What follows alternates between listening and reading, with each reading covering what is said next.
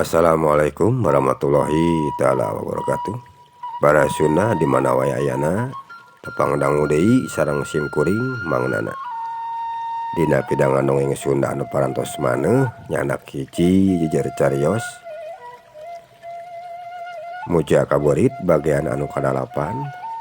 Dinten kamari teh tos dugikeun ka nyarioskeun Aki Samid Mang Digul sareng Martala anu araya di tepas bumina Mang Digul nya bare tos dugikeun ka dinya. Ieu cariyos masih karangan Mang kitu nyungkeun diapunten bilih wae anu kasiniran lakoning pelampahan ku ieu cariyos Mang nyungkeun diapunten saageng-agengna. Mang nuhunkeun kana parantos subscribe, like, sareng komen dina channel Mang ieu. Teras aya oge anu naroskeun ka Mang memang diantawisna saur Mang ge teu sami nya, kadang di Mang namina ieu atau napi di daerah anu sanes mah benten deui namina teh naon kitu. Tos anu naroskeun campoleh itu tos sabaraha jami naroskeun ka Mang campoleh teh naon kitu mah. Campoleh teh da di Mang mah campoleh namina teh nya. Anu buahna mah saageng sawo lah kirang langkung gitu. Terus lebatna teh koneng dagingna teh. Ai sikina teh ageung herang dengan sikina teh dilebat. Kareueut amis buahna teh tata buah campoleh di Mang mah namina. Duh kapame di nu sanes mah kitu nya. Mata Mang tah ngadongeng teh kadang kitu bilih teu terang kitu nya. Punten Mang da kumaha sok benten sebatanana gitu nya di Mang mah kieu atuh di nu sanes mah panginten sanes disebatna teh tak kadang sok kitu. Campoleh teh kitu di Mang mah benten koneng buahna teh nya anu tos asak mah kulitna teh koneng lebatna ge koneng dagingna teh kana lamun sikina teh ageung rada ageung sikina teh herang. Teh campoleh di Mang mah kitu duka di nu sanes mah. Sumanga baraya ulang ngajengkeun wae hancagarapan dongeng Sunda dina dinten kamari wilujeng ngadangukeun.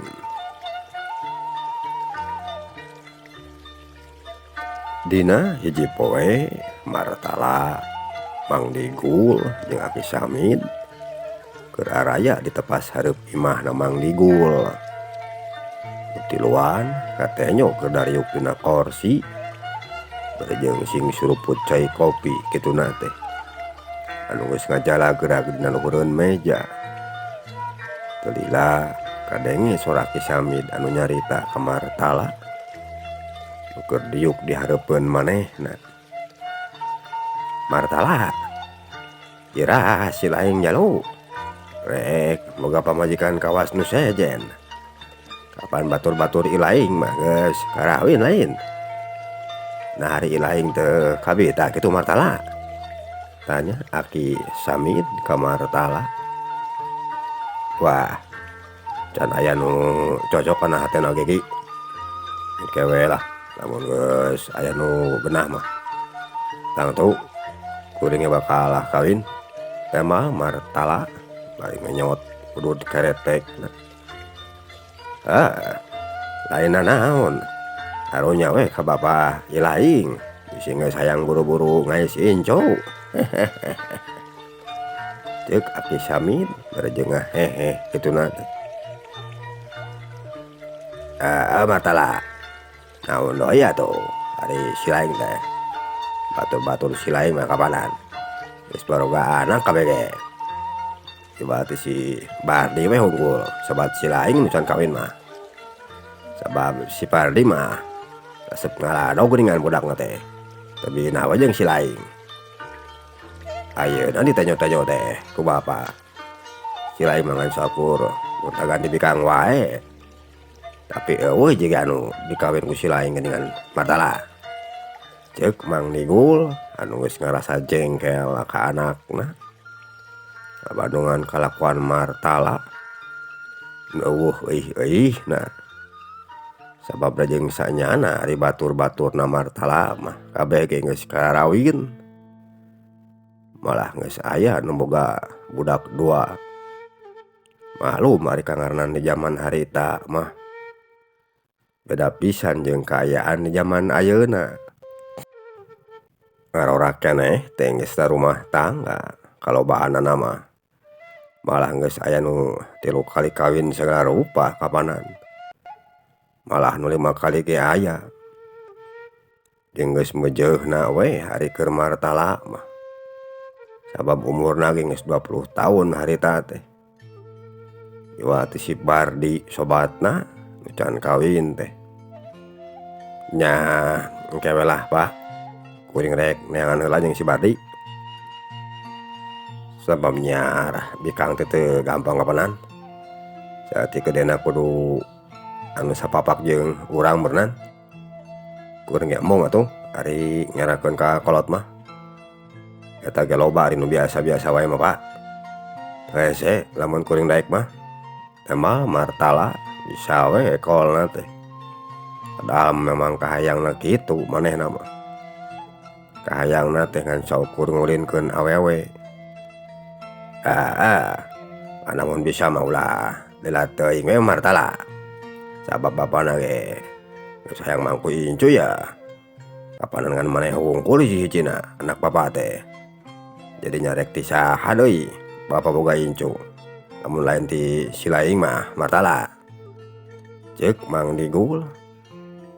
Nya engke ge lamun geus aya mah calona anu pas. Kuring etang tuh bakal nyarita ke bapa. Tema martala. Telila kurunyung kadinya ya saurang lalaki anu datang. Leumpang ngagandeang nyampeurkeun ka martala. Sing goreng eta jalma teh si Bardi, sobat manehna. Sanggeus deukeut anu keur ngarariung geek si Bardi milu diuk dina kursi sagigireunna martala. Telila kadenge surang martala anu nyarita ka si Bardi. Geus di mana ilaing Bardi? Tanya martala. Biasa we ngajak ka dieu martala. Ngajak ulin ke peuting ka ilaing euy. Temal si Bardi. Ngajak ulin ka mana Bardi? Ulah ka pasir keong wae ulin teh atuh euy. Bosen daek mah. Kalambur nu saja atuh kali-kali mah ulin teh. Ceuk martala nanya deui ka si Bardi. Nya teh peuting mah urang kalambur ci Jalitri martala. Ka tempat anu geus keur kaayaan ayeuna euy. Sabab rek aya tatabuhan cenah mah. Engke peuting teh. Ajaipongan jeung kendang penca. Tema si Bardi. Tah lamun anu kitu dewek maresep euy. Urang bari ngibing we engke mah. Jeung pang-pangna sok loba bikang dinu kitu mah Bardi. Ceuk martala. Bangun anu semangat pisan katanyona teh. Mata kuring datang ka dieu oge martala. Rek ngambejaan ka ilaing. Buhan tadi kuring ngadenge beja ti si Mang Ade. Sok jualan suuk. Sabab ari manehna mah apal wae lamun aya tatabuhan di mana wae oge. Tangke peuting mah tatabuhanana teh di Iman Haji Sobri cenah martala. Keur ngawinkeun budakna poe ayeuna. Ya tatabuhanna ge teu peuting cenah raramena mah. Tema si Bardi. Ade euy. Engke peuting urang datangan weh ka ditu ku urang Bardi. Ceuk martala. Ngajarkeun teh rek aya tatabuhan cenah bieu ceuk ilaing Bardi. Di mana Haji Sobri Cijalitri? Tanya Aki Samid ka si Bardi. Keur ngawangkong jeung martala. Nya Ki, di mana Haji Sobri? Nah Ki siga nu apal geuningan ka Haji Sobri. Tema si Bardi bari mencrong ka Aki Samid. Nya apal dewek ka Haji Sobri mah Bardi. Sabab baheula keur ngora mah kapanan. Pangulinan dewek teh ka lemur Cijalitri mah. Malah ka kolot-kolotna lemur naon ka kolot-kolot lemur anu di dinya oge. Baheula mah dewek ke ararapa lah. Bala ge boga batur dewek teh di dinya. Si Ilyas ngaranna mah. boga anak hiji si Dharma lamun teu salah mah ngaranna eta budak teh. Geus kolot meureun ayeuna mah budakna oge. Ngan geus teu di dinya deui cenah mah. Si Ilyasna batur dewek teh ayeuna. Umbarana pindah ka lembur Ciampih anu aya di kalereun lembur Cijalitri. Nah teuing aya keneh, teuing geus eueuhna mah eta jalma teh. Sabab geus heubeul pisan. Dewek teh panggih jeung manehna. Ceuk Aki Samid nyaritakeun lalakon keur ngorana. Kutan teh kitu nya Ki. Hatin Aki mah nyaraho meunan ka urang dinya. Teh mah si Badri bari nanya deui ka Aki Samid. Puguh we apal mah Badri. Malah baheula kungsi dewek ge boga popotongan urang dinya kapanan. Teh mah Aki Samid bari ngalepus ududna kituna teh. Kutan teh kitu nya Ki. Nya jongnyona tuh ari kitu mah. Jadi lamun ana naon di lembur Cijalitri teh kari ngomong we meureun ka Akinya. Ceuk si Bardi. Bardi. Kari ngomong we ka dewek. Ayeuna naon di ditu mah. Teh mah Aki Samid bajang mencrong kaburuan imah. Nu geus mimiti panas ku panon poe. Kaayaan harita di lembur Cigintung wanci geus maju ka tengah poe. Panasna anu nyorot ka handap karasa pisan metak bayeungyang. Ku Aki Samid jeung anu sejenna mah anu harita keur ngarariung di tepas hareup imahna Mang Digul. Cag urang tunda kaayaan Mang Digul baraya. Aki Samid, Martala jeung si Bardi anu keur ngawarangkong di tepas hareup imahna Mang Digul. Ayeuna urang nyaritakeun heula kaayaan anu aya di hiji tempat. Nyatana anu aya di hiji leuweung anu katelahna leuweung jero. Di eta leuweung dicaricingan ku sababaraha urang jalma anu narempatan eta leuweung. Sabab meh jauh cenah ti jalma loba. Ari tempat caricing maranehna di hiji imah panggung anu ngahaja meunang nyieun maranehna tina kai anu araya di jero leuweung. Hateup imahna dan saukur ku inyuk jeung daun kawung anu meunang nganyam ditimpah ku daun-daunan anu sejena anu sakirna bisa dipake keur nutupan kan hateup imah. Jadi lumayan lamun sakalian hujan teh mah teu matak bocor. Ari imahna lumayan gede. Diareusian ku 20 urang jalma jeung saurang gegedugna nu katelah Ki Gelung. Ari Ki Gelung jalmana teh awakna jangkung gede simar dada. Beungeut basongot beri amprotan. Kumis ngajadig. Ari kodeg mani rabok. Hiji jalma anu boga kasaktian. Awak manehna geus teu teurak ku bedog. Malah ku pelor sanyata api oge geus teu karasa rasa acan ku manehna mah. Sajabana ti kitu Ki Gelung oge ngabogaan kasaktian anu sejenna. Lamun nyabok ka jalma dan sekali nyabok oge sok tuluy ngusek jalma teh. Matak pantes lamun Ki Gelung jadi saurang pamimpin anu dipikasieun ku anak buahna. Ari kahirupan sapopoe maranehna eueuh deui. Lintang ti babadaug jeung ngarampok. Nyokotan kana harta jeung bandana urang lembur anu sakirana bisa dibawa ku maranehna. Dina ngajalalankeun pagaraweanana istuning sakama-kama. Sok dibarengan jeung kakerasan. Sok nyiksa ka jalma anu teu daek masrahkeun bandana ka maranehna. Sok sok rajeun sakapeung mah luas nepi kanan dasa. Geus teu boga rasa kamanusan we harirupna teh. Harita Kirawanci sareupna Ki Gelung jeung anak buah maranehna hatenyo keur araya di jero imah ngarariung bari jeung sing pelenyun udud. Teu lila ti harita kadenge sorak Ki Gelung anu nyarita ka salah saurang anak buahna nu ngaranna Ki Dohor nu keur diuk di hareupeun Ki Gelung. Dohor, nah ira kira-kirana si laing rek babadog deui ka jero lemur teh euy. Tangke lamun si laing keur aya di jero lembur pangmanggulkeun dewek hiji wae mah eme. Dewek geus heubeul ya teu ngasaan daging eme. Sikana wae ngeunah lamun dibelum tah eme teh euy. Ceuk Ki Gelung ngajak nyarita ka anak buahna anu ngaranna Ki Dohor. Paling penting ayeuna we beuneuran Ki Gelung kuring jeung pada batur rek ngamimitian deui asup ka jelemurna teh. Teh mah Ki Dohor. Halus Dohor.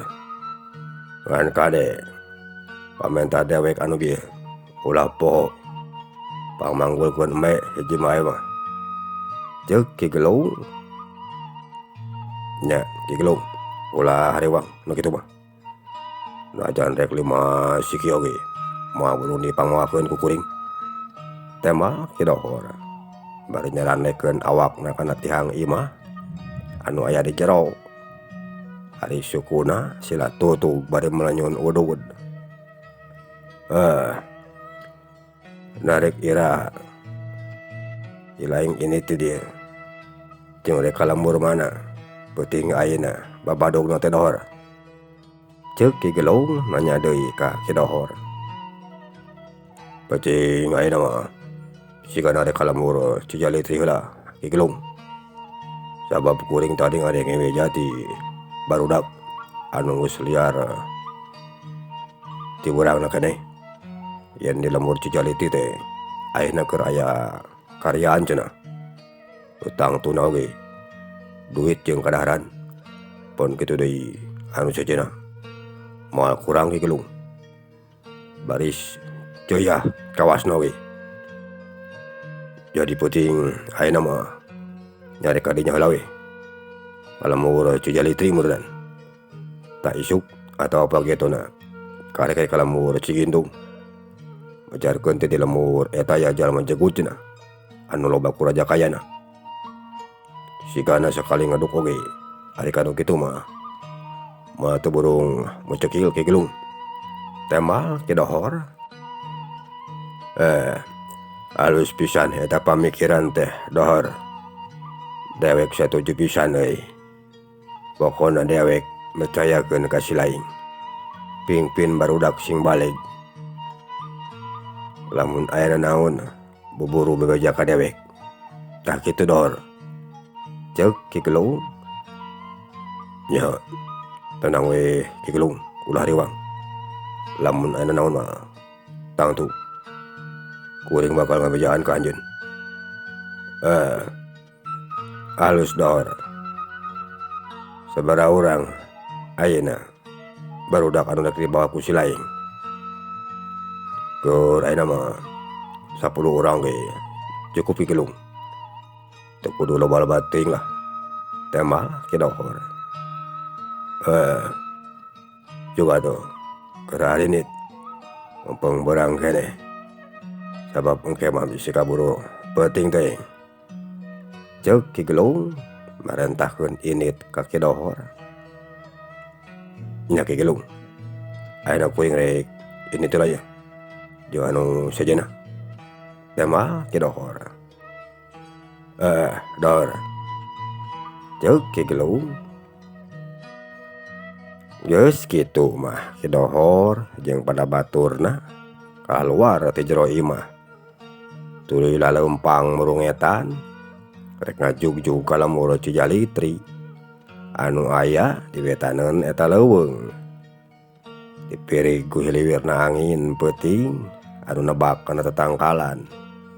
Kadenge menising saleor sikeun warayang milu nyaksian kaki dohor jeung pada baturna anu dina peuting harita keur leumpang di jero leuweung diparengan ku niat anu jahat rek ngagarong ka Iman Haji Sobri nu harita keur ngayakeun karyaan di imahna. Dipiri gosora jangkrik anu ngikrik anu nyarumput dina sajeroan rungkun. Sangeus jalan anu aya di jero leuweung disorang ku Ki Dohor jeung pada baturna. Kira wanci sareureuk kolot gog Ki Dohor jeung pada baturna geus aranyog deui ka sisi lemur anu aya di kuloneun lemur Cujalitri. Tuluy maranehna ngaraneg heula bari sing koloyong kituna teh kana sanapeun tangkala kai tayuhna wae rek ngadon tareureuk heula meureunan. Kek maranehna dariuk dina saluhureun jukut bari ngageleberan dadana. Teu lila kadenge salah saurang ti baturna anu nyarita ka Ki Dohor anu ngaranna si Bopak. "Ki Dohor, rek kumaha lengkah urang keur satuluyna teh? Nah rek ditaragal wae atawa rek ku cara demit ngajorogna ka imah anu boga hajat teh?" Ceuk si Bopak nanya ka Ki Dohor. "Engke mah kieu we euy, si Laing bani tugasna asup ka kandang embe. Pangul hiji mah eta embe bawa lumpat pangheulana ti dinya. Sabab eta mah khusus pamenta Ki Gelung euy. Atuh si Laing junta cicing di satukangan panggung di tempat karyaan. Jadi lamun engke aya kaributan di jero, si Laing tinggal duruk we eta panggung teh anu keur dipake tatabuhan. Jadi mesak kabeh perhatian maranehna teu ka jero kabeh. Kumaha teh ku si Laing junta?" Ceuk Ki Dohor nanya ka si junta. "Ah kari Ki Dohor." Teh mah si junta. Alus lamun kitu mah. Da anu sejenna asup ka jero imah jeung dewek. Cokot sakabeh duit jeung perhiasan anu araya. Nu keur dipake oge ku nu harajat rarado dina boheungna. Sakira-kirana aya nu ngayakeun perlawanan mah podaran euy. Lamun kabeh geus beres buburu tinggalkeun eta tempat. Tah kitu we dak. Ceuk Ki Dohor ngabagi-bagi heula tugas ka batur-baturna. Teu lila ti harita Ki Dohor jeung anu sejenna geus carengkat deui ti dinya. Tuluy laleumpang murungetan rek ngadareuketan ka Iman Haji Sobri anu dina peuting harita keur aya tatabuhan di imahna. Cag urang tunah heula lalampahanna Ki Dohor jeung pada baturna baraya anu keur laleumpang muru ka lemur Cujalitri. Ayeuna urang nyaritakeun kaayaan di imahna Haji Sobri anu dina peuting harita keur meujeuhna rame ku jalma nu ngahaja daratang ka dinya. Di puruan hareup imah Haji Sobri meuni metet ku jelema anu ngadon hayang lalajo kenang penca jeung jaipongan. Ti siklukna ti sikleukna kabeh taramplok ka tempatna Haji Sobri. Harita tatabuhan jaipongan geus dimimitian. Malah mah geus loba lalaki anu naraek ka luhur panggung ngadon ngarengklak barejeng nyawer kanu keur jaipongan. Kaayaan jadi tamah rame. Malah Martala jeung si Bardi oge maranehna geus area deui di dinya keur narangtung bari malencrongkeun kana luhur panggung anu diaregelan ku nu jaipongan. Teu lila kadenge sora si Bardi nyarita ka Martala. "Martala, ayo urang naek ka luhur panggung yeuh. Kuring mah geus ateul suku."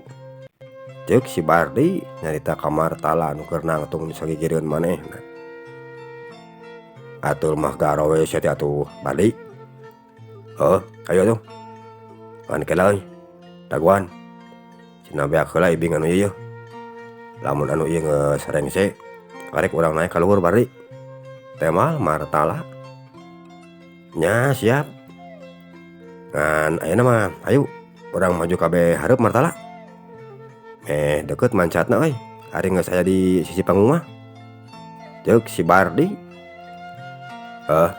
Ayo Bardi. Geus kitu anu duaan tuluy ngadareukeutan kana hareupeun panggung. Mun teh sirikna saseledak hayang bisana ka hareup teh. Sabab jalma lain saeutik nu datang. Nu keur lalajo meuni padadat kolot budak awe lalaki kabeh tarumplak kadinya. Teh sirikna silih seret bojor atuh. Sanggeus aya di hareup tuluy anu duaan malencrong deui ka saluhureun panggung. Nenyokeun kana bujur nu keur ngakaritek di luhur.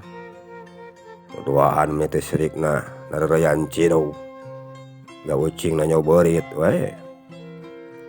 Sanggeus tembang anu keur diibingan di luhur teh rengse. Si Bardi jeung Martala tuluy marancat ka luhur panggung. Anu duaan geus taratantatan rek ngararibing. Teu lila prung tatabuhan jaipongan teh ditabuh deui. Atuh ker nu lalajo meuni surak euyah-euyahan. Malah mah bari jeung kalaprok segala rupa. Ari di tebeh sisi kencangeun panggung, hari tadi dinya aya 4 urang jalma nu keur ngahaja milu lalajo. Awewena duaan, lalakina duaan. Keur narangtung di saluareun panggung, bari keur narenyokeun kanu keur ngaribing di luhur. Sing horeng jalma nu keur narangtung opatan di sisi luareun panggung teh Sodik jeung si Adon dibarengan ku Neng Romlah anak hajina Ca teh. Dibaturan ku si Euis. Ari Neng Romlah jeung Sodik anu tuluy dijang-jarukeun ku si Euis. Tungtungna mah anu duaan teh mengkeut pasini ati ngajalin hubungan. Muncuk budak ayeuna mah basana teh bobogohan. Sabab duanana oge pada kataji jeung katarik atina kapentang asmarana. Nu awena geulis atuh anu lalakina oge kasep. Maranehna oge tungtungna mah silih beungkeut ati, silih pasini janji antara Sodik jeung Neng Romlah teh. Ari anu opatan arayan dinya teh ngahaja.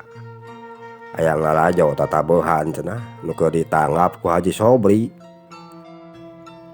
Bubuhan we deukeut tempatna jeung masih batur salemur keneh. Jadi teu jauh teuing balikna. Ari si Adon anu harita aya di hareupeun Sodik nu keur nangtung di sagigireunana si Euis. Mun teh sirikna geus ateul sukuna. Geus hayang loncat we kana luhureun panggung. Teu lila kadenge sora si Euis anu nyarita ka si Adon. Adon, hayo atuh ka ditu. Ka luhur panggung lain ilaing mah resep kapanaan kanu kitu teh. Ceuk si Euis bari nyuntrungkeun ka si Adon ka hareup. Mah, kalem we heula atuh Euis. Can panas uing na oge nya. Jeung bisi aya si Eti deui nanyokeun. Si perang dunia katilu atuh lamun si Eti nanyokeun mah. Teh mah si Adon. Keun mana hati tadi oge si Eti mah eueuh, can ka teh nyo ku kami oge. Teh mah si Euis. Wah, bisi aya ah. Engke we ada peutingan satik mah. Ceuk si Adon bari jeung utak gitek bujurna. Ai leungeunna ngibing di dinya. Muhun Kang, akang beli bade ngibing mah sok we ka luhur. Ceuk Romlah bari ngareret ku juru panonna ka Sodik. Ah, teu tiasa akang mah ngibingna oge Rom. Sareng ari sinting atuh ku Romlah. Teh mah Sodik. Ensok we bilih bade ngibing mah. Da abdi mah teu sawios-wios Kang. Ceuk Romlah. Ah henteu Rom. Mendingan kewe sareng Romlah pami bade ngibing mah. Teh mah Sodik bari ngareret ka Romlah anu aya di beh katuhun manehna. Yeay, cunihin ngeningan akang mahnya. Ceuk Romlah. Ituna teh bari nyiwit kana leungeun katuhunna Sodik. Aduh, nyeri Rom. Tapi raos. Ceuk Sodik bari seuri. Yeay, kitu pameget mahnya. Ceuk Romlah bari ngadilak. Berjanji tungtungan ku imut kituna teh. Barang keur aranteng nanyokeun kanu keur ngaribing dina saluhureun panggung. Ti sajeroeun imah anu boga hajat jol kadenge si gaya sora awewe anu pating jararit. Teu lila ti harita wur ti satukangeun panggung aya seuneu anu ngabebelah. Ngaduruk kana panggung anu keur diaregelan. Atuh kabeh jalma anu ada di dinya meni pahibut. Awewe sing kirewek budak lalewe. Ari nu keur dilaluhur panggung kabeh geus sing garajleng ka handap. Sabab seuneu geus mimiti ngabebelah ngaduruk kana panggung. Kasuk Martala jeung si Bardi anu harita oge milu laluncatan ka handap. Ari Sodik jeung si Adun barang nenyo kayaan sarupa kitu. Marahna oge sing garajleng ngajauhan ti dinya jeung ngararenyag sabab panggung mimiti kabeuleum jeung sing parepet kadengena. Naon nya Dik? Na ieu panggung teh buat kabeuleum ge nya. Jeung di jero imah kadenge siga aya nu sing gerewek ku awewe. Ceuk si Adun bari mencrong ka Sodik. Ting, teu apal kuring ge Dun. Ku ilaing tinggali weh ka tukangan panggung. Nah aya naon di tukang panggung? Keun kajeun ku kuring nu kajero mangke di tempok. Tembal Sodik. Atunya kuring rek ditempola ka tukangan panggungnya. Ceuk si Adun bari tuluy lumpat kana satukangan panggung. Ari Sodik sanggeusna si Adun ngaleos si dinya. Manehna nyarita heula ka Romlah. Romlah mah uwih we ti payunnya sareng geus sababna bilih aya nanaon. Akang bade ningal heula ka lebet sakedap mah. Ceuk Sodik. Muhun abdi mah bade teras uwih ti payun we Kang nya sareng si Euis. Hayu Euis, urang tuluy balik we urang mah. Ceuk Romlah bari ngenyang leungeun si Euis. Geus kitu Romlah jeung si Euis sing laleos si dinya. Ari Sodik sanggeus anu doaan ngalaleos si dinya. Manehna tuluy muru ka imah anu boga hajat rek nyampeurkeun kana sing jararit. Sanggeus deukeut kana lawang panto imahna reg Sodik ngaraneg sabab teu jauhna keneh kumanehna katenyo. Yen anu keur araya di jero imah teh keur ditarodong beheungna ku bedog ku sababaraha urang jalma anu teu dipiwauh ku manehna. Ai sigana mah aya garong meureunan nu keur ngaranjak ka ieu imah. Lamun ku aing di tarahal ayeuna tangtuna oge baris ngabahayakeun keur anu sejenna. Leuwih hade ku aing rek diintip heula. Engke lamun geus kalaluar karek ku aing rek dipegat. Ceuk Sodik bari jeung ngatayap ngadeuketan kana sapipireun imah. Ituna teh ceurina bari ngadengekeun kana sakabeh kajadian nu keur araya di jero imah.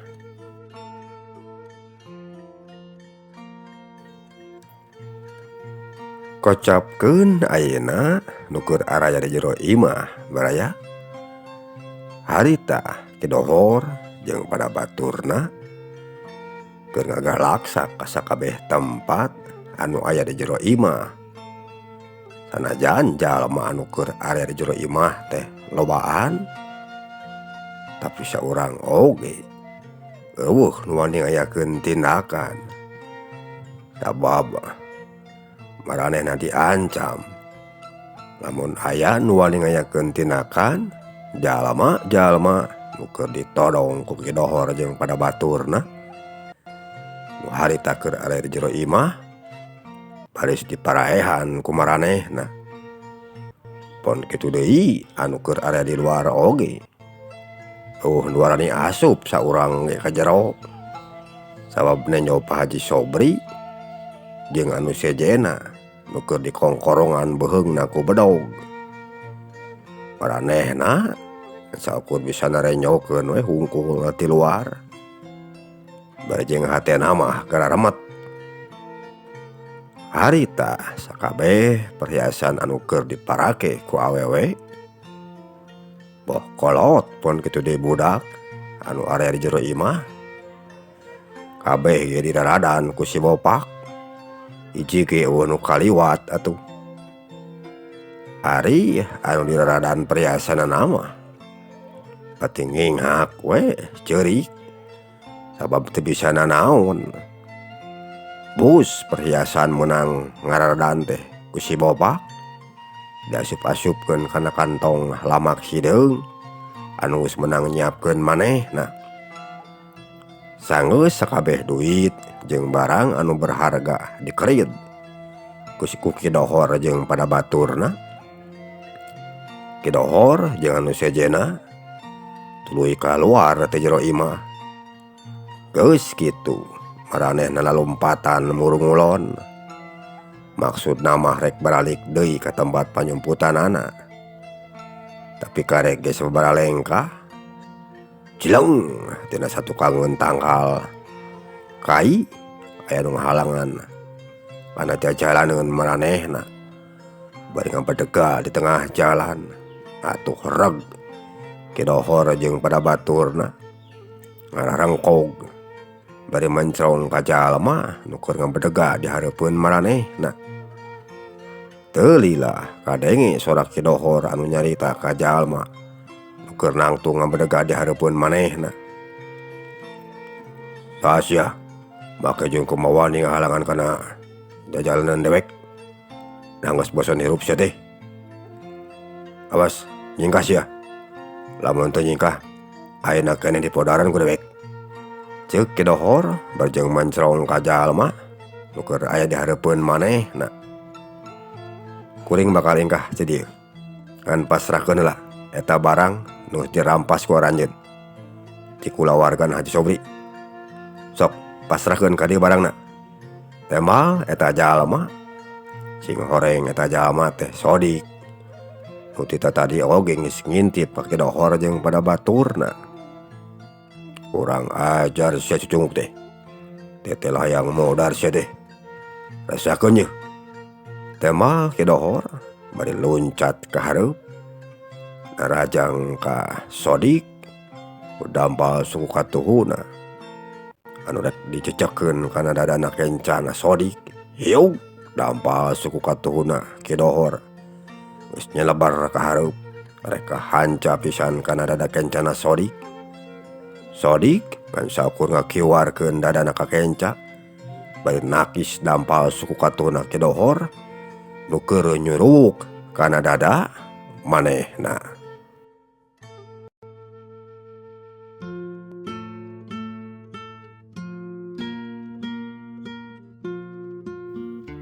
Bara Sunda mungsaki heula hanca garapan dina pedangan dongeng jejer carios.